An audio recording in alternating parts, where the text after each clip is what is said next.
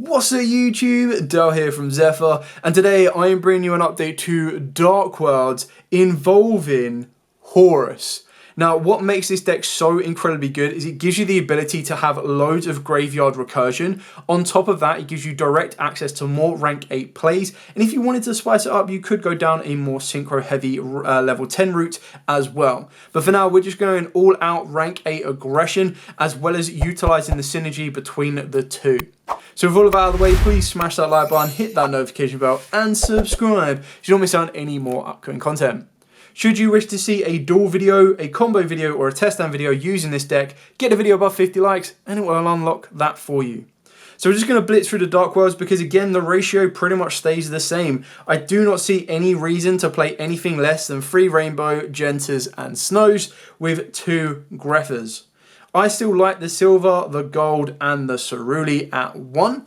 And one thing that will not be included in this deck that you might be like, whoa, what the hell is going on? Is I am not playing the Ken and Gen engine.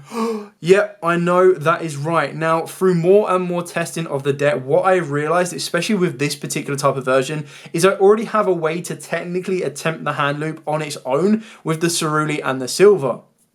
What the Ken and again provided was the ability to make the hand loop a little bit more.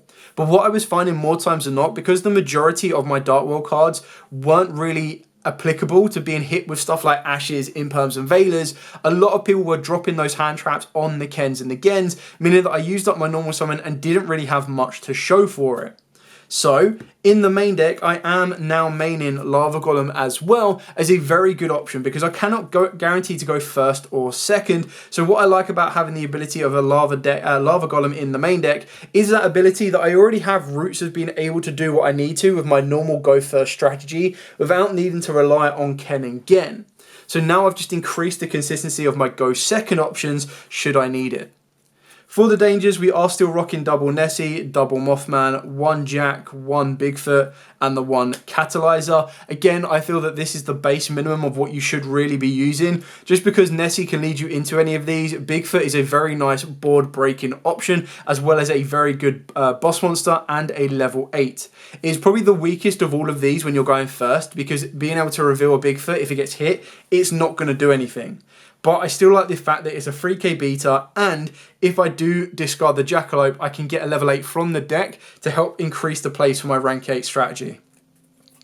For the other level 8s that are not the Horus monsters, I have gone back to the 1 Diabolica for the pure fact that actually sending this from the hand to the graveyard off of the back of an Imseti is actually a great benefit, because then when I trigger a Fiend effect, I get another level 8 to the board that's going to allow me to help me either level climb or give me the ability to rank climb even higher, which is absolutely insane. The last level 8 monster that is not a Horus monster is of course Lava Golem. You could play more if you want to, it is entirely up to you. I feel that for now 1 is enough because like I said, you can never guarantee to go first or second. If I go first, Lava Golem is going to be completely dead to me. Yes, it can still be a trade-in target, which is really kind of cool.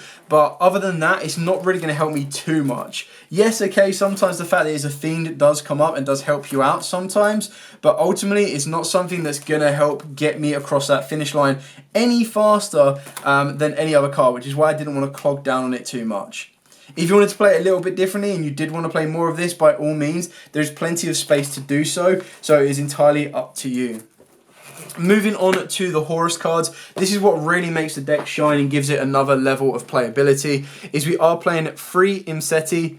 Now, Imseti has the ability of sending itself plus another card from the hand to the graveyard in order to search out King Sarcophagus and then draw a card.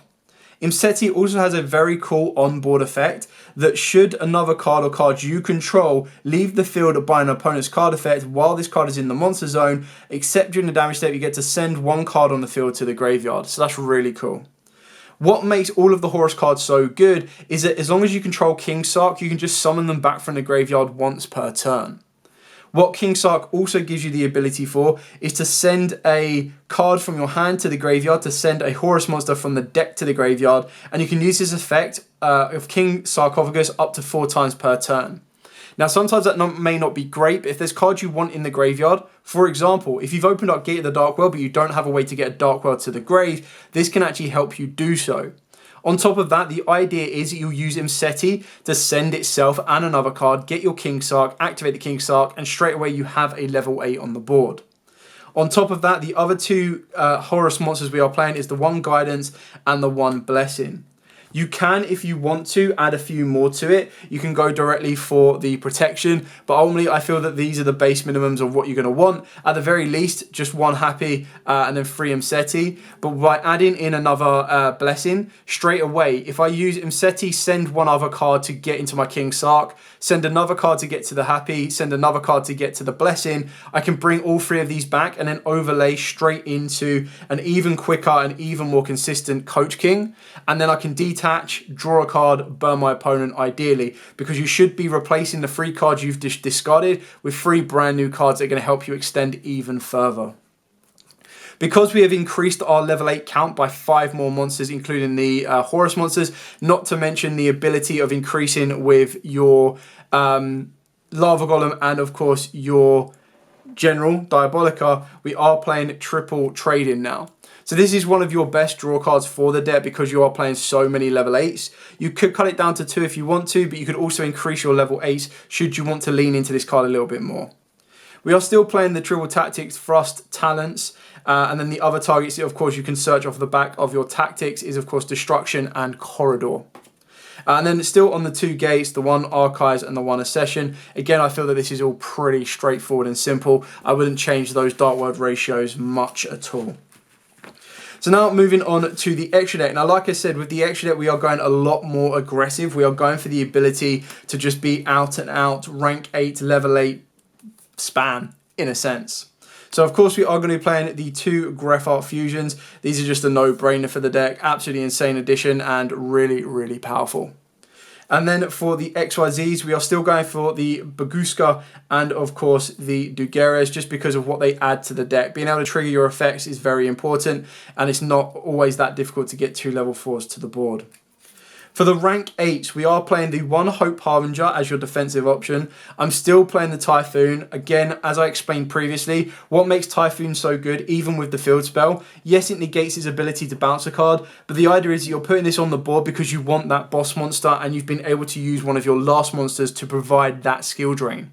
The skill drain is still active, you just don't get to bounce a card, and more times than not, the card you are summoning this for in order to bounce it, with the field spell, you're stronger than it anyway, so you can just kill it. So, talking about Zeus here. And then, of course, we do have the 1 Giant Trainer. I've already kind of explained how easy it is to get into this guy in this build. And then we are playing the 1 Zombie Vampire. What this helps you do is this can help you put your Greffers in the graveyard. It can also help you get any Dark World from the grave that you mill back to the board so that they can then be bounced back to the hand in order to get into your Rainbows and the Greffers, and you're regaining more hand advantage that you'll utilize off of the back of your Dark Worlds, your Dangers, and other discard effects. Then moving on to the Link monsters. So of course we've still got the standard Akashic Magician, followed up by the Cross Sheep, the IP Masquerina, and then of course the SP Little Knight. Saruja Skulldread, Muck Crocker from the Underworld, and then what I quite like about this particular build is you can use the World Gears of Yugioh, and this requires 3 level 5 or higher monsters, which when you're pumping out level 8s like no tomorrow is very easily done. It can't be used as link material. The link summon card is unaffected by other monster effects, and you can use each of the following effects once per turn. During your main phase, if you control this card that was link summoned using 3 monsters on the field of 3 different types and attributes on the field, you get to destroy all other cards on the field. Now that can be quite easy to do because when you're looking at stuff like Bigfoot, when you look at the Horus monsters as well, they are all different types, and you also have the ability of being able to use your Dark Worlds. So when you look at the Horus, you've got Beast Warrior, and then Imseti is a spellcaster. So any mixture of those 2 plus any of your Dark World, Rainbow or Grepher gives you the ability to get that first effect of the World Gears. On top of that is if your opponent special summons a monster or monsters from the extra deck, except in the damage step, you could special summon a World Legacy monster from the deck. So if you were to play World Legacy Armor or World Legacy, I'm trying to think what the other one, Spear, I think was the other one that a lot of people played, you could do that as well.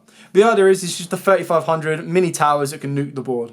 If you don't want to play this, you can very easily play something like Underworld Goddess. You've also got the option of Appaloosa. It is entirely up to you. There is a couple of flex spots in the extra deck to give you a bit of a variety. But that is pretty much it for the build. Very straightforward, very direct when you're talking about the Dark World cards. What I do like about the Horus cards and what they add is just for that aggressive rank 8 plays. Now I know instantly a lot of people are going to be like, whoa, whoa, whoa, where is something like the zombie, the rank 8 zombie, where is, there you go, zombie sign, which you can very easily play because that's a level 8 dark, which is really kind of cool. You could play that in there. You can also play Dragula Bond into number 100. If you wanted to make your rank 8 number monsters even more consistent, you can go back to playing Astral Karibo, and that will help you get your rank 4s and your rank 8s. It is entirely up to you. There are a couple of nice flex spots for the deck, which is, again, what I really like about this version, is that it can be very aggressive, but it can also set you up a quite nice defensive option as well. I'm still undecided whether I want to put Ken and Gen back into the deck, which you can do as well, because that does allow you to give you a bit more draw power. And if I did so, I'd probably take out the Lava Golem and then find a couple of spaces for the remainder that I need. But I do really, really like the way that the Horus adds to the Dark Worlds. And again, I can't wait to see how this deck continues to develop, as well as the Horus cards themselves. I think they are a really kind of cool option. And yeah, I've enjoyed this particular version. I'm going to continue to test it and tweak it and change it and update it. But that's pretty much it.